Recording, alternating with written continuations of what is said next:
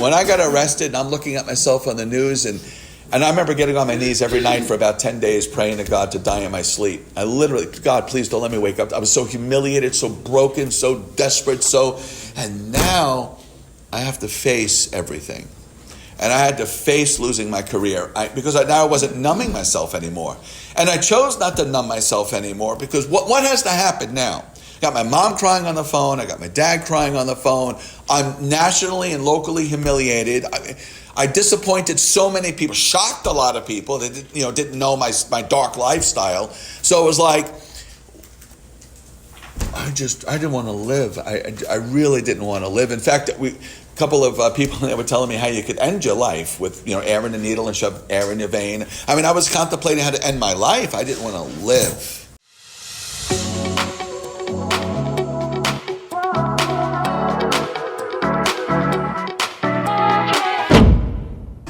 Well, I'm thrilled to be here. It's been a long time since I shared. I haven't shared my story in over a year, and a lot of you know my story. So I'm not really going to get into the problem of alcoholism and qualify. I've been around a long time and really want to talk about the solution today and what the solution was like and my growth in sobriety and my spiritual development. But briefly, I was in the rooms for 10 years before I finally fully surrendered, before I waved my white flag. And for those 10 years, it was coming to terms with the fact that I was an alcoholic. It was a negotiating process for me for 10 years. I tried many different ways to get sober, to stay sober. And I got sober quite a few times. I just didn't stay sober. And I negotiated. I had a few months here, a few months there. And initially, when I got sober, I wanted to be sober enough so when I go back to drinking, I can manage it. And then I had 17 months sober back in 2008. And I figured I'd go to Fort Lauderdale. I lived in West Palm at the time, and I'd have a glass of wine. That was a very, very wise decision at the time. And it was 2 for 1, so I had 2 glasses of wine. And literally, about 10 days later, I started smoking crystal meth for the first time in my life. So it's interesting that when I came in the rooms in 2002, it was in 2008, even though I experienced a little sobriety and I would come to the meetings, it was still progressing because when I went back to drinking again after 17 months, I'd elevated to another level. I needed a different kind of high now. The alcoholism wasn't giving me the high I was searching for anymore. And I became crystal meth addicted for about 2 years. And right before before I got arrested and I was forced to stop on some level, I was trying to get my friends to shoot me up. And I use friends very loosely. But I was trying to get myself shot up. Now my meth addiction was getting to another level. And for me, it really just showed the progress of the addicted mind. And I'm also a sex addict, and I'm sober from that as well. So I'm multi-addicted. And my sponsor always says, this isn't about being happy, joyous, and free, as we say. It's about being self-aware and present. So being self-aware and present is really, really important to me in my recovery. But I will tell you, when I was negotiating with my alcoholism and my many addictions for 10 years in the rooms, I initially came in because I knew something was wrong with me, but I certainly wasn't an alcoholic. Then I was able to admit I was an alcoholic, but I certainly wasn't able to accept it nor embrace it. Admitting it was a leap for me because my ego was so big. I didn't want to be weak to anything. I didn't want anything to have control over me. I didn't want to be not self-empowered. But when I was able to admit I was an alcoholic, that was the beginning of me finally coming to grips with the fact that I have an addicted mind. And then I was able to accept I was an alcoholic, and that was huge for me.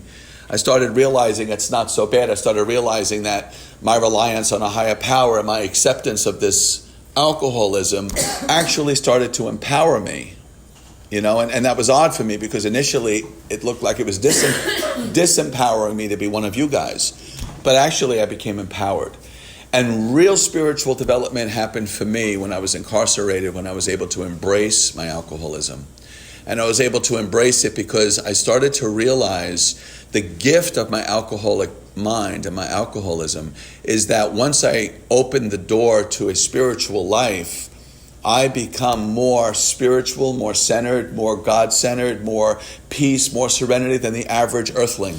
And what a remarkable thing that is. And I was sharing with my sponsee last night that this is actually a gift for me, because I'm able to live on a plane of life that I would never have known or given a chance had I just been an average person living in ego, trying to make more money and get the bigger house and, keep striving for things. And that would be my ego. And I'm able to, deflate that ego. And I still have to balance that ego a little bit. But the fact that I'm living on a spiritual plane is just a remarkable life. And Rob Lopicola, I was such a sex addict, meth addict, and alcoholic, and so insecure and so self-hating and self-abusing and self-loathing, and the secrets and the shame and the masks I wore and the hurting of people and cheating and lying and looking over my shoulder and the constant adrenaline rush and the life of chaos and going to bars and hooking up and getting drunk so I could hook up even more and getting high so I could have more uninhibited sex. It was just...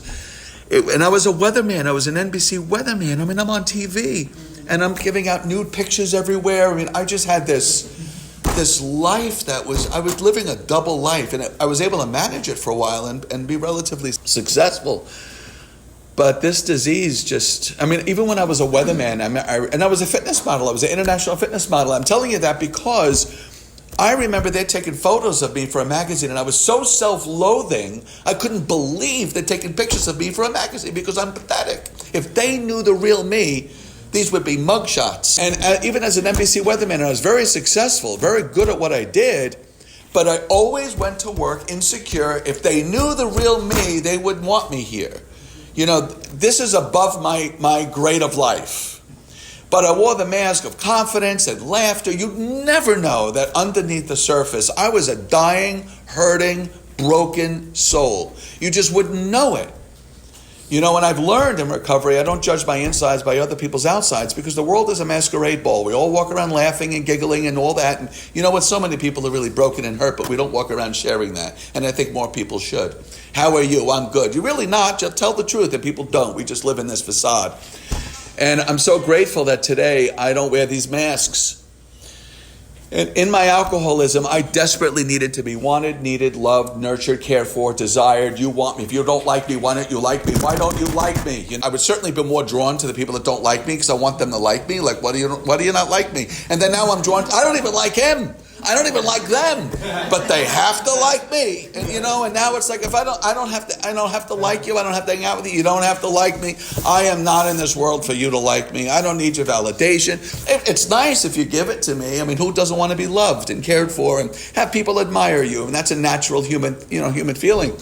If you don't have it's okay. I'd rather be alone in the corner with a goldfish and a puppy than be around people I don't appreciate nor appreciate me. And that's it. And because I have that connection with my higher power and God, I don't need, even though it's human nature for companionship and friendships and romance and love, and these are natural human things, but I'm okay alone. I have learned to love my solitude. There's a huge difference for me between being alone and lonely.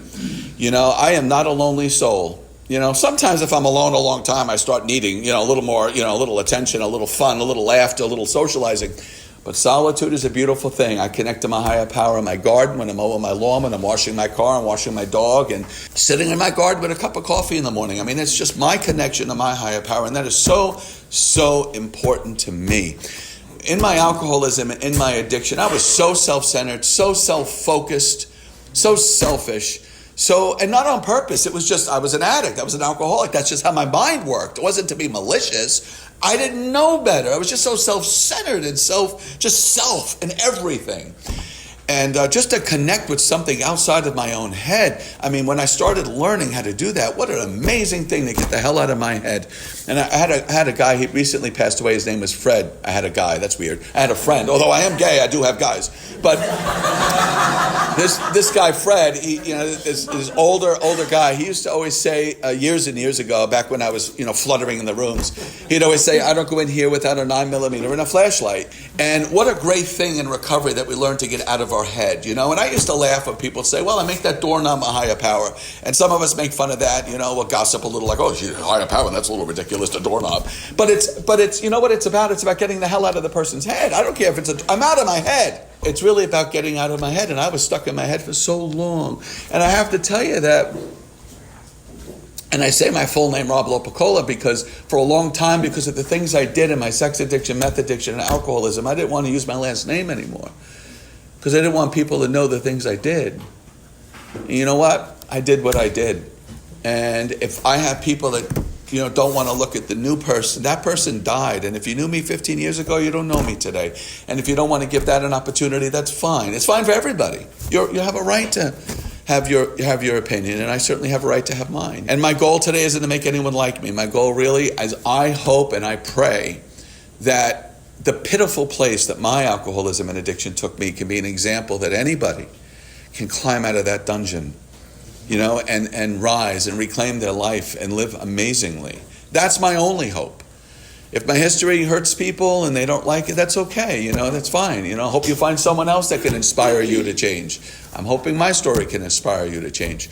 But I hated myself so much and despised myself so, I can't believe, and I'm sure a lot of us can relate, especially with long-term sobriety.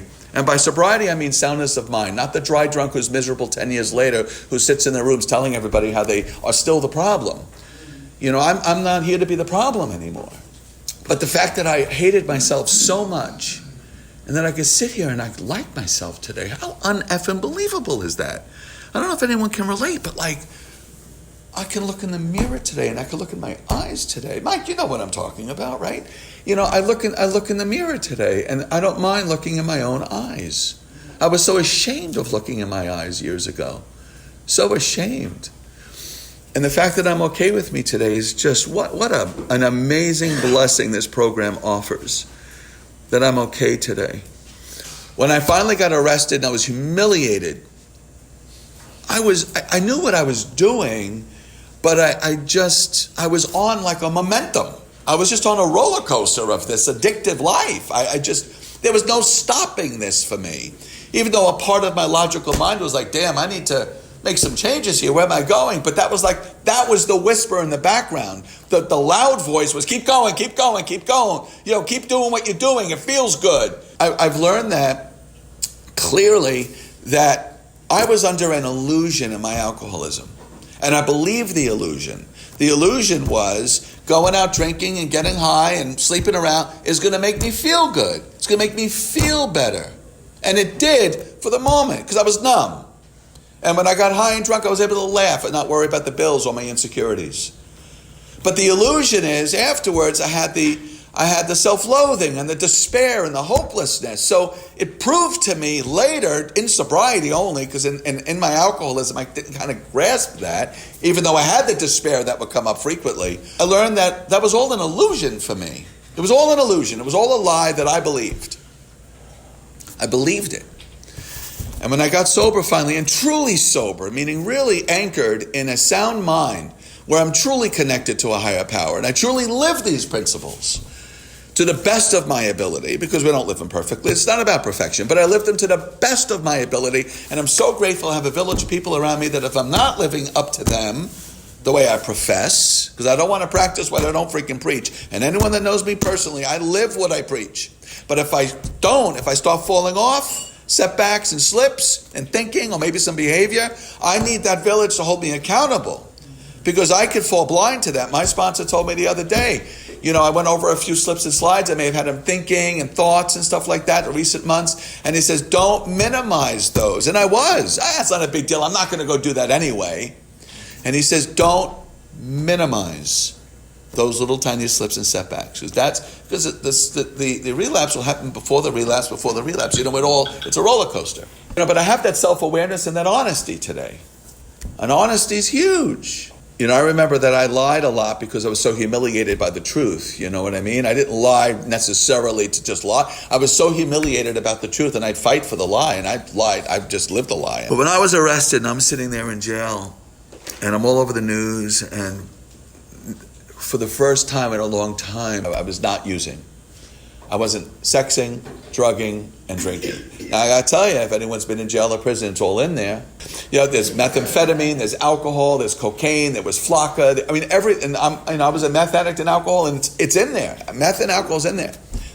My sponsor came and saw me, and we were in between the plexiglass, and he says, okay, so you can either keep living how you're living, and he knew that all that stuff's in there if I really want it, or you could treat this as a spiritual retreat and start taking off the masks. When I got arrested, and I'm looking at myself on the news, and I remember getting on my knees every night for about 10 days praying to God to die in my sleep. I literally, God, please don't let me wake up. I was so humiliated, so broken, so desperate, and now I have to face everything. And I had to face losing my career because now I wasn't numbing myself anymore. And I chose not to numb myself anymore because what has to happen now? I got my mom crying on the phone. I got my dad crying on the phone. I'm nationally and locally humiliated. I disappointed so many people, shocked a lot of people that didn't know my dark lifestyle. So it was like, I didn't want to live. I really didn't want to live. In fact, a couple of people that were telling me how you could end your life with, air in a needle and shove air in your vein. I mean, I was contemplating how to end my life. I didn't want to live. I was so broken. But now I was so broken by facing the truth. And I've learned the hardest thing for anyone to do is to face the truth about themselves. I am not the friend for you if you don't want to know the truth about yourself and don't ask me the truth about you. I'll tell you what I see. It doesn't mean I'm right. It's what I see, and I could be wrong, but I'm going to tell you the truth, because the truth is really what sets you free. The truth is really what changed my life. I had to know the truth. I had to see the truth for what it was, and my sponsor gave me that. And he tried giving it to me during the 10 years he was sponsoring me, still in and out of the rooms, and he witnessed my demise, and what a heartbreak for him. And he never left me. But what a heartbreak for him to witness that. And when he came to jail and said to me, spiritual retreat to keep doing, he said that was the pivotal moment for him, whether he was going to pull back. Because he was just, well, how much of this am I going to watch? And when I had my mom crying and my dad crying and humiliated and getting on my knees to die, I really didn't want. Does anyone know that feeling? That hopelessness. It's just no more hope. There's no more purpose. Everything's ruined. Everything's destroyed. I had nothing. And I have to tell you, my people, that was a blessing to have nothing. Wow. Everything wiped out of my life. Everything wiped out. I was given an opportunity. It was an opportunity. And that's what my sponsor wanted me to see. Is a time, this is a spiritual retreat now. And I started from nothing. I started from a clean slate.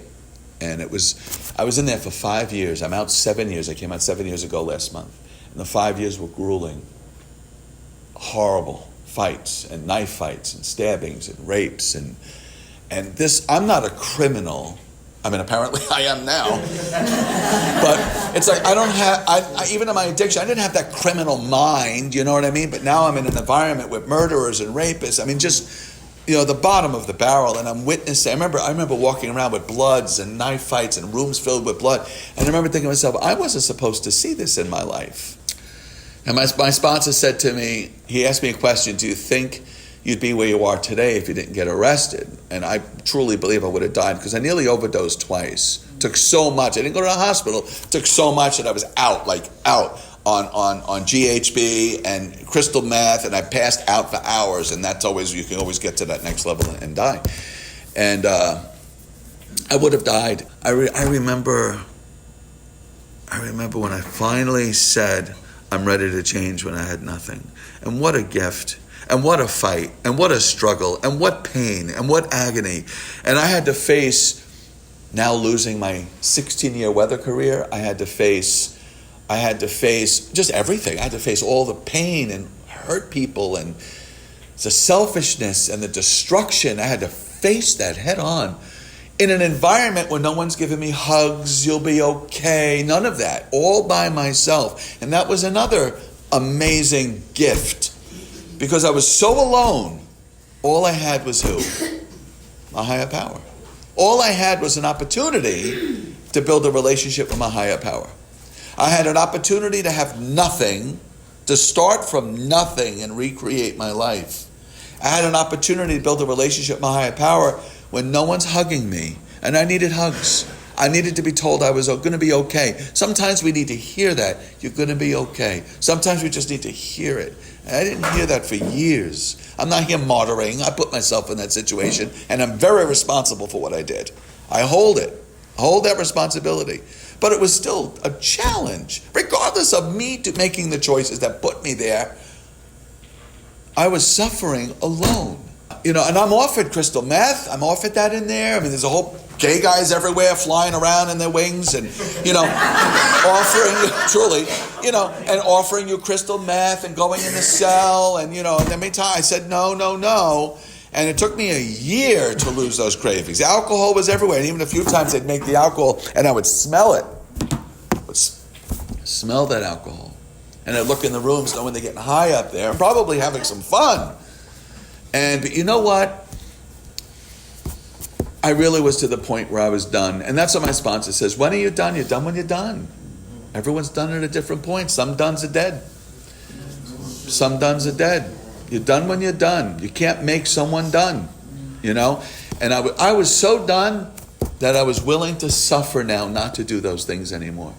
Because for me, it got to the point where it was more painful to live that way than it was to change. And that's what it was for me for a long time. I was so afraid of the unknown heaven, which this program brought me, than the known hell I was living in. I was almost more comfortable in the known hell, because I knew what I was getting, than the unknown heaven where I didn't know who the hell I was going to be without drugs and sex and alcohol. What kind of man am I going to be? That's all I know. Ego, power, money, TV, modeling, sex, drugs. Well, all that the material stuff was gone. Now I'm going to get rid of all the substances and the sex. I didn't have no clue who I was going to be. This unknown heaven is a risk. It's tough for people coming in. I get it. You have no idea where this is going to take you because you don't. It's the unknown. I call it the unknown heaven because this is heavenly. Living these principles is heavenly. And I when I see newcomers come in and then they're out, then they're in, then they're out, then you don't see them for 2 years and then they're back. Oh, it's like, you ever wish you could just hit them in the head with a wand and just say, oh, what, you see it now? Because as we grow spiritually, the scales fall off our eyes. It's like the Matrix. It's like you see everything differently. I mean, I'm so gay. I sit in my garden and I have an espresso and I hear the birds. I'm doing this whole little flare thing, right? I see the birds and the Mike's like, okay, I won't watch that. But so I see the birds and the breeze and the trees and the flowers I make in my garden. I'm still manly, But it's such a peaceful connection, and I feel it. It's like I feel aligned with the universe. Religious people will say, are you in line with God's will for you? I'm in line with the vibration of the universe for me. And how do I know that? Because I don't have to fight and push for good things in my life. I do the next right thing. I let the universe take care of the outcome. I let God, if you will, take care of the result. There's going to be a lot of detours along the way. I have goals and aspirations, but I let my higher power, the how is his business. The next right thing is mine. And I've also learned that I'm not responsible for my first thought. I'm responsible what the hell I do with that thought. What are you doing with your thoughts? Because I'm not going to go back to that lifestyle and those behaviors if I'm not thinking about it. The thought will come, and it comes a lot. Not going to lie to you, it comes. But I have learned to have some self-discipline with my thoughts. And then I start focusing on where I want to go because I'm going to go where I'm looking. What am I looking at? No longer do I fight. I don't have urges and cravings anymore, and I hope they stay away forever. As long as I live on a spiritual plane, they will. At least that's what I hear. But in the beginning, I learned not to fight the cravings and urges. I don't fight it because I've lost it my whole life. I'm not going to win it now if I'm fighting it. I don't fight the urge or craving or thought anymore. And it's a wonderful thing not to fight it anymore. Now I just look at where I want to go. The fight's over. And I'm going to share this piece of information with you that has worked for me, and it's brilliant, and I love it. And, I don't know if anyone will understand the concept or get it or agree with it or whatever the case is, but this is about my experience, strength, and hope. So I've learned during the last few years in my recovery and better understanding more recently, and this has been profound for me. My alcoholism, my addiction, I looked at it as my enemy, out to destroy me. I looked at it as something that's out to destroy my life. But I've learned to look at my alcoholism as my ally. Because my poor alcoholism, that poor young sub-personality on some level, all it wanted was to protect me from the pain, the trauma from my childhood. I was molested. I had a lot of stuff in my childhood. When that stuff comes up, all through my life, when that stuff comes up, it's like the iceberg in the ocean. The only what is a little bit on top of all that stuff. And when that stuff comes up, it shows itself through cravings and urges. It redefines that feeling, and then I think I need to go use. This alcoholism really wanted to protect me from the pain. And I've learned to treat that sub-personality as my ally, reteach it, new strategies to help me when that pain comes up, when that stuff comes up. And I had to work through that stuff that came up. That's the stuff I had to work through. This program, as all recovery programs, is not for you if you want it or need it. A lot of people come in that want it and need it. But it's for you if you're willing to do what it takes to get it and do it. Are you willing to do what it takes? And what I needed to be, what I needed to be willing to do?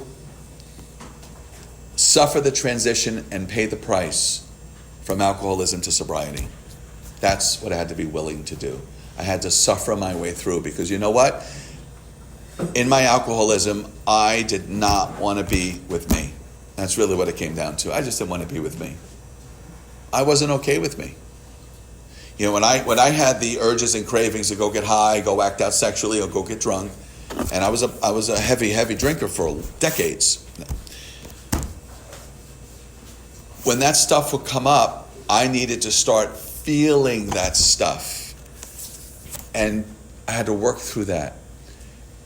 I couldn't just be with me. The sweatiness, the heart rate increase, the adrenaline rush, the anxiety, the fidgety in my skin, all that stuff, I looked at that as my urges and cravings to go act out, but that was really my stuff coming up that made me feel anxious and sweaty and fidgety and all of that uncomfortable stuff.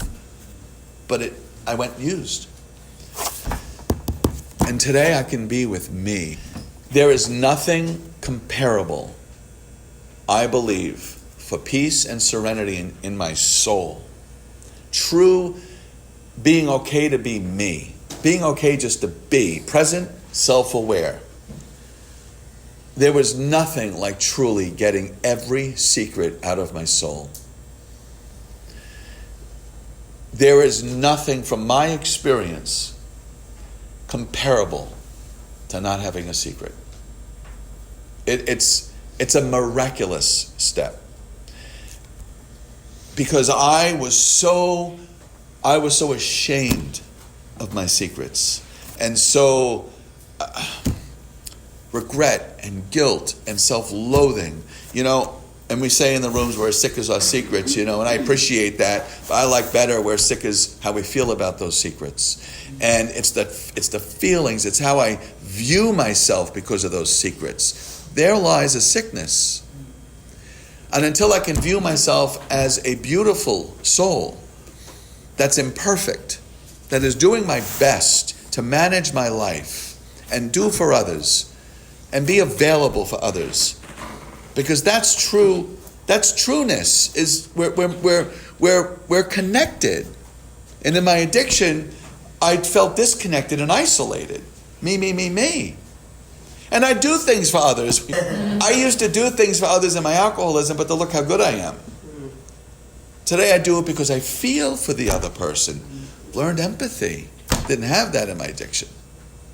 And empathy is incredible. Getting honest and getting everything out, the weight of the world is off my shoulders. To have a man that I told everything to say he loves me anyway. He called me brother. He says, I love you, brother. Everything's out. And I wasn't proud to share the everything. But you know what? I did it before I was released from prison. I diligently built a spiritual life in there. Diligently. Believe me, I had challenges. And I'm going to give you one challenge I had was the people, the inmates. And boy, did they challenge me. And my spiritual advisor, my coach, my sponsor, I have multiple names for him. He's not bipolar. He said to me, and this is one lesson he taught me of many in there, and he challenged me in that environment for me to grow. Treat everybody that challenges you as your teacher. Let that person teach you powerlessness. That person teaches you acceptance. That person teaches you all of these principles he wanted me to learn in there because I needed to be a new man when I got out. And about 3 months before I got out is when I had a sponsor that would come into the prison. And he was 78 years old, great man, sober like 35 years. And I did my 4th and 5th with him. And I shared everything because when I got out 7 years ago, I needed to be a new man. I never want to return there again. And I wasn't willing to take the freaking risk of having how I feel about a secret inside of me. Because if I give you a cup of water and I put 3 drops of poison in it, that poison's going to hurt you, not the 98% clean water. That secret, that shame, is going to poison my whole system. That's my belief. And I got everything out. And when he said, I love you anyway, brother. And I left.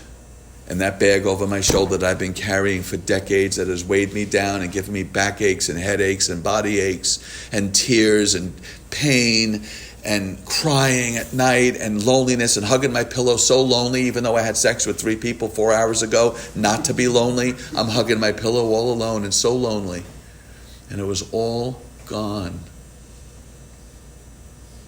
It's all gone. And I'm going to close with this. This was so revolutionary for me. For a long time, my sponsor would come to prison and say, one day you're going to click your heels like Dorothy in The Wizard of Oz and realize you're home. Dorothy thought she needed to take this journey. A lot of you have heard this metaphor before, so I'm not going to elaborate. But she felt like she needed this journey to get home, but all she had to do was click her heels. Home was here all the time. And he said, one day you're going to click your heels and you're going to be home with God. And he's an atheist, so he uses God in various different ways that we do in here. And he says, one day you're going to click your heels and realize you're home with God. And I understood it to some degree, but it happened. There was a day in there 2 years before I was released. I got that connection, and it never left. And it was amazing. And being connected to the God of my understanding, there is nothing that can happen to me that I have to worry about and lose sleep over today. I trust in my higher power 100,000%. Doesn't mean I don't get worried sometimes and anxious. I'm a human being. But I have such a reliance on him. I don't have an enemy in here anymore. I've learned that if there's no enemy within, no enemy in the outside can cause me harm. And if I'm connected to God, I'm good.